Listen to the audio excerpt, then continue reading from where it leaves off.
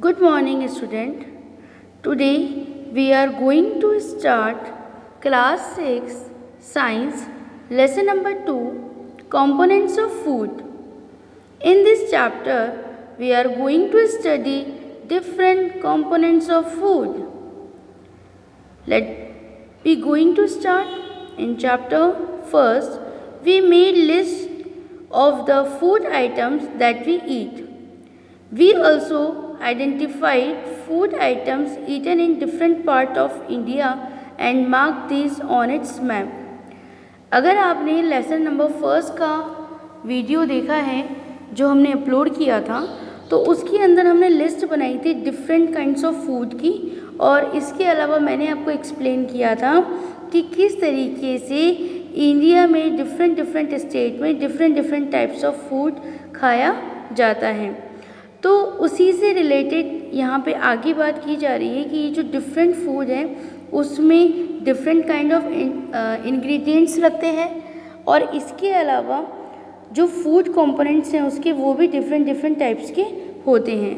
तो फर्स्ट ये यहाँ पर बताया जा रहा है सेकंड पैराग्राफ के अंदर कि एक मील जो हम खाते हैं, जो हम खाना खाते हैं, उसके अंदर क्या क्या हो सकता है। उसमें चपाती हो सकती है, दाल हो सकती है, ब्रिंजल कढ़ी हो सकता है। इसके अलावा कोई इडली सांभर भी खा सकता है। किसी को भिंडी की सब्ज़ी पसंद है तो वो भिंडी की सब्ज़ी, चपाती, रायता खा सकता है। तो ये क्या है कि हर एक व्यक्ति का जो मील है वो डिफरेंट होगा। अगर आप अपने फ्रेंड से पूछें कि आज उन्होंने क्या खाया, आपने क्या खाया, तो सबका खाना जो होगा वो डिफरेंट टाइप्स का होगा। तो इस तरीके से आप एक नई लिस्ट भी बना सकते हैं कि आज दोपहर के खाने के अंदर, आज लंच के अंदर आपके फ्रेंड्स ने और आपने क्या खाया है।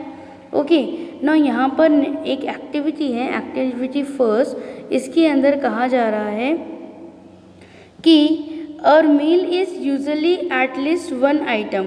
हमारा खाना जो है कम से कम डिफरेंट टाइप्स का तो होता ही है, और डिफरेंट टाइप्स के इंग्रेडिएंट्स भी उसके अंदर लगते हैं।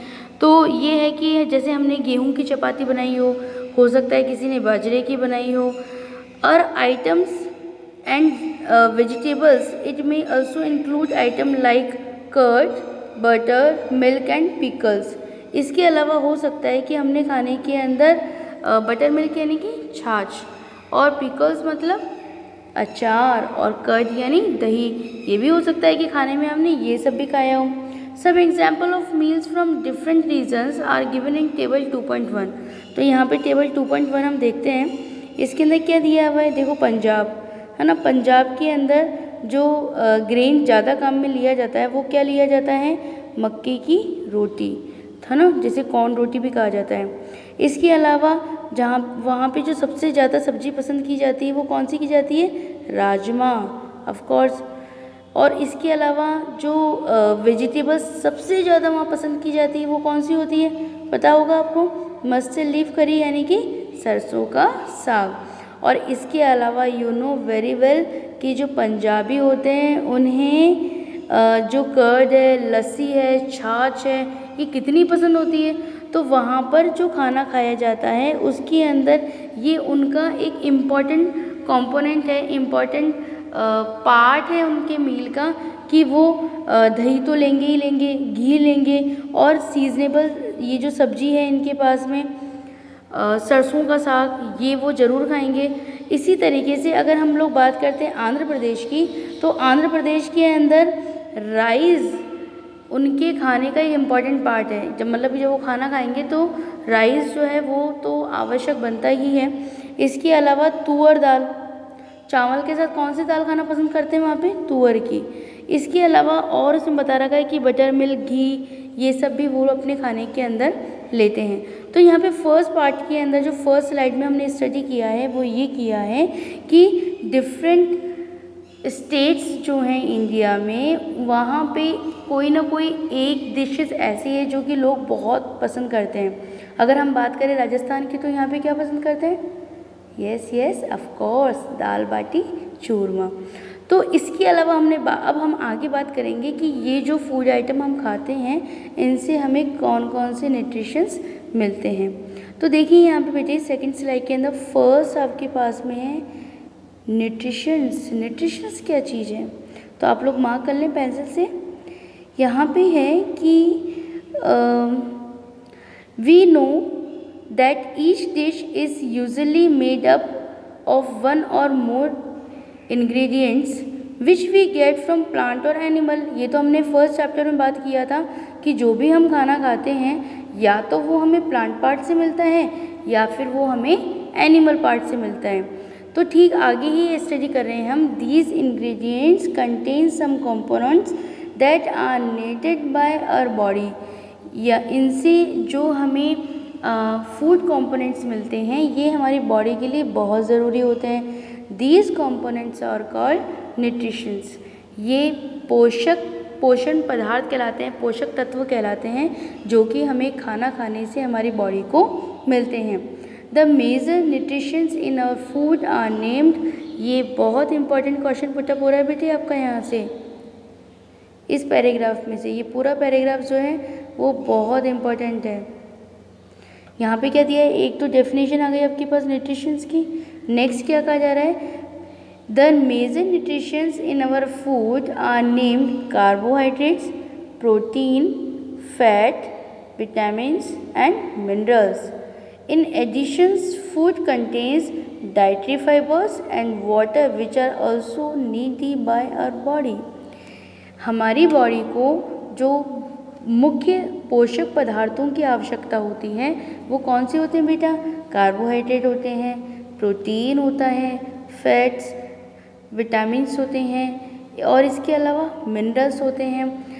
और इसके अलावा बताया है कि डाइटरी फाइबर्स जो होता है वो भी हमारी बॉडी के लिए बहुत ज़रूरी है। और वाटर ऑफ कोर्स, कम से कम हमें पूरे दिन भर में 3 to 4 लीटर वाटर जो है वो तो पीना ही चाहिए, है ना। बॉटल्स की अगर हम बात करें तो तकरीबन हमें पानी बहुत ज़्यादा पीना चाहिए, क्योंकि जो हमने खाना खाया है उसको डाइजेस्ट करने के लिए वाटर भी बहुत इम्पॉर्टेंट रोल प्ले करता है। इसके अलावा अब आगे देखते हैं, do all food contain all this nutritions. क्या सभी खाने में ये सब चीज़ें मिलती हैं? नहीं, ऐसा नहीं होता। क्या होता है बेटे कि कुछ जो हम खाना खाते हैं उसमें से कुछ फूड आइटम्स ऐसे होते हैं जो कि किसी स्पेशल फूड कंपोनेंट्स को हमारे बॉडी को प्रदान करते हैं, देते हैं। तो जैसे कहते हैं ना कि आपको पालक खाना चाहिए, तो पालक से हमें क्या मिलता है बेटा? आयरन मिलता है ना। इसके अलावा अगर हम चुकंदर खाएं, बीटरूट, तो उससे हमें क्या मिलता है? उससे हमारा खून बढ़ता है ना। हमारे खून के अंदर जो RBCs होती हैं वो ज़्यादा क्रिएट होती हैं। तो इस तरीके से एक पर्टिकुलर फूड आइटम जो होगा ना उससे हमें वही चीज़ मिलती है। दूध पिएंगे तो दूध से हमें क्या मिलेगा? ऑफ कोर्स आपको अच्छे से पता है ना। उससे हमारी जो बोन्स होती हैं वो मजबूत होती हैं। तो ये कह रहा है कि क्या एक जैसा होता है सारे फूड जो होते हैं उसमें सभी कंपोनेंट्स होते हैं क्या? With some simple method we can test whether cooked food or raw ingredients contain one or more of these nutritions. इसके लिए हम क्या करें? हम इसके लिए टेस्ट कर लेते हैं, और टेस्ट हम डिफरेंट टाइप्स ऑफ वेजिटेबल्स पे या जो हमने फूड बना लिया है, पका लिया है, तो उसके ऊपर भी हम थोड़ा सा उसमें से पार्ट ले सकते हैं और उसमें टेस्ट कर सकते हैं कि इसमें कौन सा फूड कंपोनेंट्स प्रेजेंट है।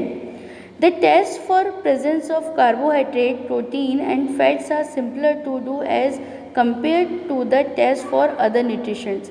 हम कितनी अदर न्यूट्रिशंस का टेस्ट करें उसकी तुलना में कार्बोहाइड्रेट, प्रोटीन और फैट्स जो होता है उनके टेस्ट बहुत सिंपल होते हैं। Let us do this test and record all over observation in table 2.2। आप जो भी टेस्ट करें उसका जो ऑब्जर्वेशन है वो आप लिखते जाएं।